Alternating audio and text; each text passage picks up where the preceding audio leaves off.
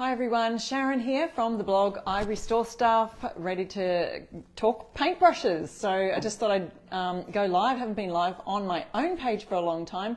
If you're joining me today and you may have seen my lives over on the Essential Stencil page and you've come to visit my page because of that, welcome to my I Restore Stuff page. Now here I've got a piece of furniture today. It's called a demi-lune table, so it's like a semicircle on the top for the table. It's got a cute little drawer with a little knob on it. You can see I've half painted it. It's kind of half painted. Haven't completed it. Now the story with that is, the story goes that I am building a new website. Hi Wanda, how are you? Hi Kerry, thanks for watching. Yeah, you can share the live if you want to for your DIY people. We're going to be talking paintbrushes in just a second, why we sometimes might use the pointy brushes versus the flat brushes versus the oval brushes. So we'll be talking about that in a little minute. So if you want to join in, feel free to join in the conversation. What's your experience with paintbrushes? I was just telling you the story about why this is half painted. I've still got some more painting to do on it. I'm launching a new website, was doing a photo shoot with my sister who has a beautiful studio down on the Gold Coast, specialises in headshots and creative photography, and her name is Trina Power. Her studio is Trina Power Creative. If you follow her on Instagram, you'll see all her beautiful images. Anyway, was doing a photo shoot, thought I'm going to bring a piece of furniture, let's do some action shots. So we did that, but this is all I got done. So I only got half painted. So this is only one coat, and I was using the Fusion Mineral Paints Blue Pine. So if you're here in Australia, oh, I thought I'd flipped the camera, so it looks like it's back to front. If you are here in Australia, let's see if I can just flip that around, guys. Hang on a second. There we go. Is that better? That's now, oh, now I don't know how to go back to my, there we go. So that's Blue Pine, and you can get that here in Australia right on my website, irestorestuff.com, along with any of the brushes that I'll show you today. We're talking about paintbrushes and why you would sometimes use these pointed brushes. Now this is the new Klingon PS stands for Pointy Sisters, Pointy Sisters, PS14. It also comes in PS10. 12 is coming soon to Australia. And then I've got the Artisan French tip, blue French tip brush. So you can see just a slight difference. This one's maybe slightly a little bit more oval. The Klingon one is slightly more pointed. But those are the two pointy brushes that I carry. And then you can, Klingon has a range of flat brushes. We also have flat brushes in the Artisan range. And there's the oval brushes, which we have in both. So you might use them for various reasons. Hi Teresa, how are you? And so with the pointed brushes, I find that they're really helpful in all of these little crevice areas. So as you can see, as you can't see because I haven't flipped the camera, let's turn you sideways so you can see my piece of furniture that I'm working on. I feel like we're a little crooked here. Oh, there we go. And so in these little crevices, you see we've got some details here. So that's where the pointed brush, the pointed tip really comes in handy. Going right down into those corners, you can see the tip will get right down into the corners. I don't have paint on my brush just yet. We'll be doing that in a minute. And same with the Artisan brush. Around here in these curves, you can see how the brush really just nicely hugs the actual curves right there, like so. So I've just got one coat of the Blue Pine on here so far. You can see the tips are still wood. That's because when I was painting this, I was on a white studio floor doing a photo shoot, and so I didn't want to get paint on the studio floor. I didn't even make any drips. I did really well. So there's that. Now to do the top of my piece, because it's a nice flat surface on top, I've just scuff sanded it to prepare the surface, cleaned it to make it ready for painting. But I'd probably use a flat, more of a flat brush. So perhaps the Klingon F40, nice big, nice wide flat brush. They come in F30 is probably one of my favorites also to use on top surfaces like so. So let me know if you have any paintbrush type of questions. I'll just move this back slightly so I can fit that in, and we'll get started painting. Now first of all I'll do these legs that I haven't painted. So if you've just joined, we are talking about all things paintbrushes. I don't know why this is crooked. Guys, let me see if I can straighten us up a bit. Is that any straighter?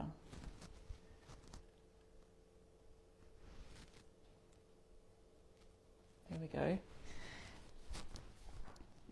Hopefully that's a little bit straight. You can see it's just trying to reconnect there. So I'm just shaking up the Fusion's Blue Pine here, and we're just going to finish off the base of this table. So I was showing you, we're talking paintbrushes today, and we've got an Artisan French tip brush and a Pointy Sisters PS14, so they come in a couple of different sizes. I've got these on my website. So just to show you, I'm just going to dip that lightly in on my lid here. You can do, let me see if I can just get right down here at the base. So we can finish off in handy with just going around and hugging those curves on your piece. It will still get, you know, those lengthwise strokes. You can still get that going, but you will see, you will notice how it really hugs the little notches, the crevices, to make sure that you're covering every little part of it. I'm going to have to come right around to make sure I have got every part of it. So this paint actually has really good coverage with just that one coat, but I will give it two because you just want a really true solid coverage. We're just talking about the pointy paintbrushes and what kind of thing you use them for. So I like to use them on these pieces where there's a lot of detail, and I'll just come around to the back here and have a little peek through here. We can see what we're painting. Let me know what your painting projects are right now. Has anyone got painting projects on the go? If you haven't already, you can join my Facebook group, which is a place where you can share your painted pieces if you've got furniture painting related questions. And so you'll just have to look for the group I Restore Stuff You Can Too. That's the name of my group. And I love to be able to help you there with your painting related questions, but feel free, as always, just pop your questions there in the comments and I will get onto those. So this is the French tip blue brush. Let's see, we're on this side here. So up here again, you'll see these really detailed areas. I want to kind of bring it closer if I can. There we go. So this tip will really hug those little crevices and get every bit of paint in there without missing a spot. Go around the back.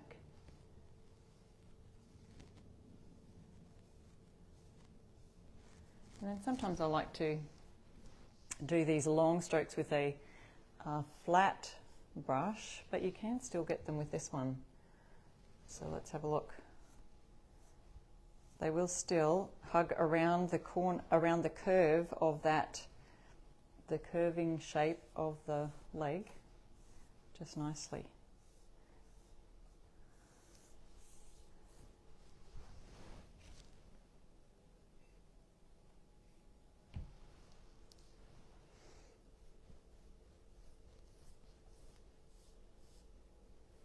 So we paint it all on, and then we just go up again with nice, straight, smooth strokes. If you've painted really large pieces and you've been painting for a very long time, you might end up with a little bit of hand fatigue, you know, in your brush fatigue. So from the outset, as with anything, you know, remember the old days of writing, and you just keep writing and writing and your hand starts to get sore. So try and use as much as you can, less grip. So don't, as with your pencil grip, when you're learning to write as a kid and you're writing out those lines and there just seems to be like, oh, I'm really aching. Just remember to relax your wrist and relax your fingers as you're using your brush and make it more of a relaxed motion if you can. That will help to stop all that painting fatigue. Let's see if we can, getting the base in here. And I'm just, again, if you've just joined, we're using a pointed tip brush and showing how they are really great for these curved and detailed edges of pieces. So a range of brushes here that I was showing.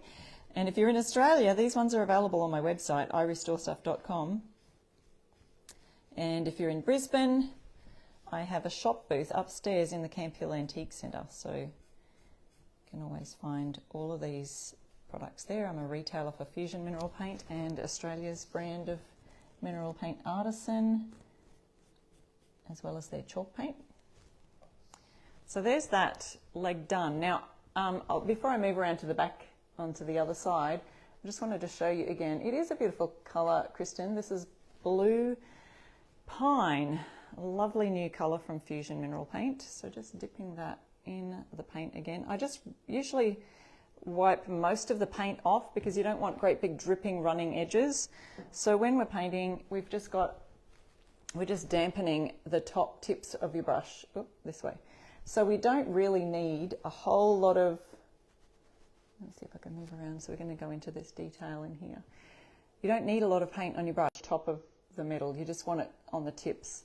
So now that we've got our brush there, this is the second coat of this area that we're working on. See how the tip, these pointed areas get right into the crevices there. And again, we've got this version brush in our Klingon range and also this French tip in the Artisan range. So if you're here in Australia, you can get those on my website. And I have free shipping for orders over 150. So if you are thinking of getting a few pots of paint and a couple of brushes at the same time, that's easy peasy to get your free shipping that way. Okay, back here in the corner, turning it slightly. I'll probably turn my table slightly to get closer in. You can see where the wet paint is and the dry is here. Again, just, oops, here I am touching that leg that I've just painted. Whew. Okay, I've got to hold on where I've not painted. That would be wise. So these, again, pointed tips are really great for getting into these crevices. Also, again, if you were doing a glaze over the top of this, like creating an antique look, and I've got a great glazing video if you've never glazed before, it just gives it that look of the glaze sitting in the crevices to create an antique vintage type of look. So if you look at my YouTube channel, I've got a great video on glazing. That's I Restore Stuff on YouTube, or anywhere you're trying to find my any platform. I Restore Stuff on any of those platforms. So there we go. There's a nice second coat. You can see beautiful finish there for the Blue Pine, and that brush is great. The tip for the Klingon PS14 or 10, there's a range of Klingon pointed brushes now too that are really great for this. So that is what I wanted to show you today. Thank you. Yeah, Joyce Ann, it is a beautiful colour. So we'll move around here. Let's see. To the front area. Now again, I have painted one coat on this, so we're going to go with a second coat, and I've just got to remember then which is my second coats and which is my first before I finish this off today. So even if we're getting that top area there, you can see that pointed brush will just still go right to the top. Got a nice pointed tip there to do that. And as we're going around these detailed areas, the pointed tip hugs the curves and gets right around in there. So if you do have any questions, please leave them in the comments there, and if I miss them now, I'll be sure to get back to you after we finish the live. Hope you're all having a wonderful day today. I was going to be doing some sanding on my bedroom suite, but if you've been following my Instagram page, you will have seen I'm working on our queen bedrooms, like the bed, the two bedside tables, and the huge dresser with a mirror. And I've been adding that. I've got a highlight on my Instagram stories, highlights, you know, at the top of your profile on Instagram, of that makeover. And we've gone from like a real reddish wood colour to white. So Actually, I've got the dresser over here. Excuse the things on top of it, but let's see if we can see them. There's a bedside drawer right here, and this is the side table. You can see I've got some stencils on here from my live yesterday, but the top is going to look like this, and the drawers are all looking amazing with the little gold knobs on them. Oop. Sorry guys, here we go, back to the job here. So that's what's going on. You'll see the highlights over on my Instagram account. Up the top there's one that says bedroom suite, and you'll be able to have a look at some of those. But it's a huge undertaking, so there's a lot of slats on the bed, which I'm going to be using you can use these pointed brushes for in those details. Actually, here's another brush that I'll tell you about too, is the Klingon bent brushes. These bent brushes are great for those slats where you've got to get in between the slats and your brush doesn't quite fit at the right angle. These brushes are also great for, let's pretend this is a wooden box that's got a small surface space, so you can't fit a brush down there to do the edges, but this bent brush, you can fit right in there to paint on the inside of those little drawers that have little nooks and crannies in them. So the bent brush is perfect for that. And this is the P16. They're the P line of brushes in the Klingon range, P20. I think they go up to P24. So those are really great for that. Michelle's asking, how do you clean and store your brushes? Yours are in Glad wrap in the fridge while still in use, or suspended in a jar of, I've got to click the see more button, I'm assuming jar of water.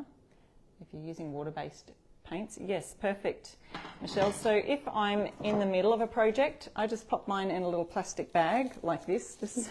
Do you recognize these? These are actually packaging bubbles, and I just cut the top off the bubble so that it lets all the air out, and they are perfect. I just recycle plastic.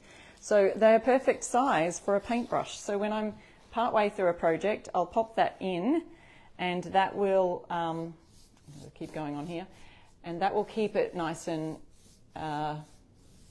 moist and wet still until the next time we want to paint with it. But yes, you can put cling wrap or Glad wrap around them, and you can suspend them in a jar of water. That would be for cleaning them. See, if I'm partway through a project, I don't want to put it in water because it will then water down my paint, because you've then got a really super wet brush. And I like to use a dry brush when I'm using fusion paint, especially when you're using chalk paint. It's okay to use a damp brush, but the mineral paints are best used when you just have just the paint. It's perfectly formulated for just using with the paint. So to wash my brushes, I just use one of these little paint things. Now, it does have a lid that has slits in the top of it that holds the brush suspended in the water. At the moment, I don't have that in, and so my brush here is just actually on its bristles, which is probably not the best thing. You need to probably put it suspended, but you want it suspended in water for cleaning. So I just do a quick rinse out under the tap if it's a water-based paint, outside tap if it's, you need to use terps or mineral spirits if you're doing an oil-based paint. But I love to work with water-based, so you'll just wash that out, just, get the majority of paint out. Then you just want to put it in water up to under the ferrule, which is the metal part here. So if you're putting it, hold it in water, and then, especially for these particular brushes, the Klingon and anything synthetic bristles, the paint will just come straight out and sit at the bottom of your water container, and then you'll have a clean brush in a matter of a couple of hours just sitting there, instead of standing there. If you needed to wash it out right away for a project, obviously you would just keep going and use all your water. But instead of running it under a tap for hours and hours on end and wasting all that water, you can just sit it in water, and all that paint will come away at the bottom of the jar. So yes, good question. So that's how to look after your brushes, making sure that they are suspended in that water and not completely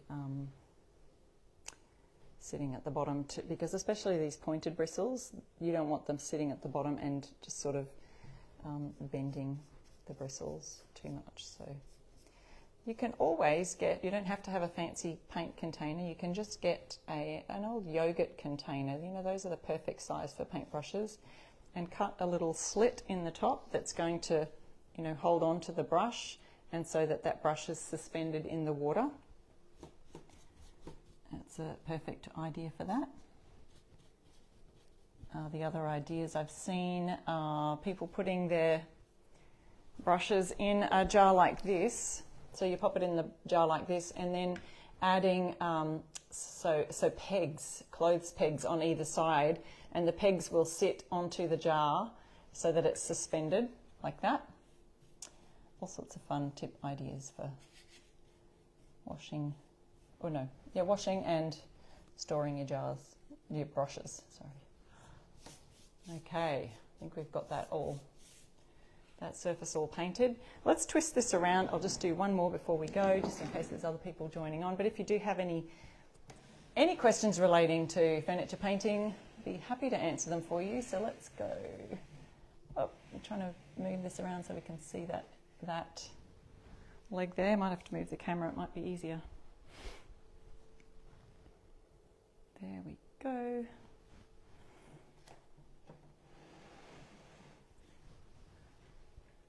Great questions, so. All right. And if you haven't joined or seen my website and followed my blog posts, you are welcome to join my newsletter list there also. So see, we can just go straight up and down with this brush, as well as, there it is, just hugging those curves and getting a nice finish on there. Yeah, you can join my newsletter there. I don't send out newsletters heaps. I'm not going to spam you with information, but I do blog posts every now and then with great tips, and you can see any of those. If you go to my search bar on my website, you'll be able to see, type in what you're looking for, whether you're trying to look at something in a certain colour, or you're trying to, say you want to paint a set of tall boy drawers or something. You can just use those search terms on my website. It'll bring up every project I've done with those kind of things. Or if you're looking for how to prep your piece, or how to use glazes, I've got blog posts on all of that kind of stuff on my website. So that's irestorestuff.com. You can find all the links right here on my Facebook page to my website also. Here we are going behind here, so you can't really see this bit, but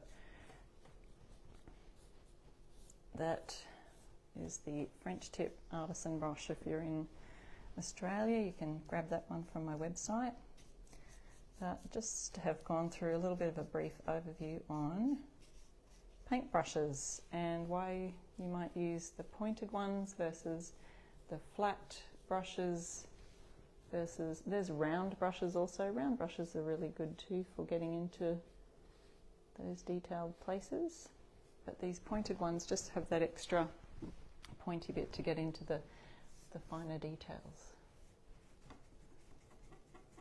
Does anyone paint their underside, like this under here of their furniture? Like, no one's going to see it. Do you paint it? Let me know. Would love to know. If it's mine, I probably don't.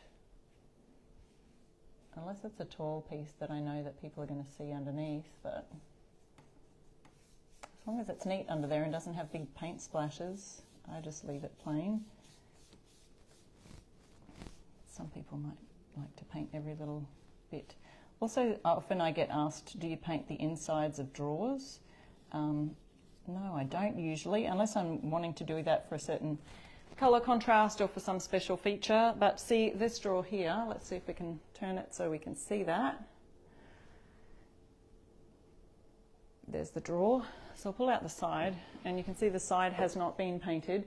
I often don't paint the sides of my drawers simply because the paint then adds an extra layer to where if you're putting it in there and bringing it out all the time, you'll get a scratched surface across here. So I usually just leave that plain and don't touch the insides of the drawers. So there you go. I hope I've answered some of your questions. Thanks for joining me on this spontaneous live today. I'll see you next time I do a live, and don't forget to jump over onto my website, have a look at some of the paintbrushes there and the blog posts that I've done. Lots of information on painting furniture there.